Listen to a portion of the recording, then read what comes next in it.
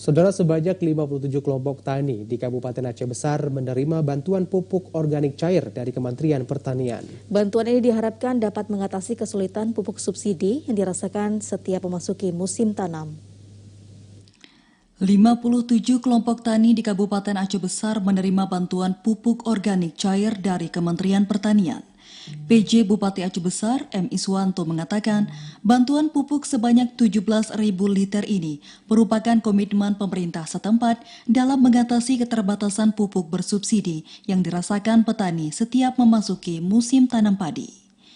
Seluruh bantuan pupuk organik cair berasal dari bantuan Kementerian Pertanian yang disalurkan melalui anggota Komisi 4 DPR RI yang membidangi pertanian, lingkungan hidup, kehutanan, dan kelautan. Bantuan diharap mampu menutupi kekurangan pupuk bersubsidi di Aceh Besar yang memiliki 25.691 hektar lahan baku. Pertama, semua keluhan tadi ya tergantung kita semua. Hari ini kita bergerak ya tidak sebagai Superman tapi super tim yang disupport dari DPR RI, dari DPRK, unsur TNI, Polri ya. Dengan support tim tadi tidak ada yang mustahil. Sementara itu, anggota Komisi 4 DPR RI Salim Fakhri mengatakan, bantuan yang disalurkan merupakan bentuk dukungannya pada sektor pertanian di kabupaten ini. Bantuan yang disalurkan diharap dapat memotivasi Pemkab lainnya di Aceh dalam mengatasi permasalahan pupuk.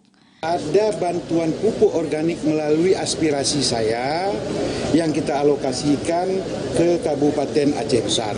Harapan saya kepada Bapak PJ Bupati dan stakeholder yang ada, baik DPRK, Dinas Provinsi, mari kita bersama-sama membangun Aceh.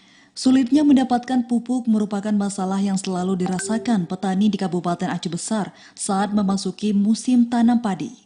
Selain pupuk, sulitnya mendapatkan air merupakan masalah yang selalu dirasakan petani di kabupaten yang surplus pada setiap tahun ini.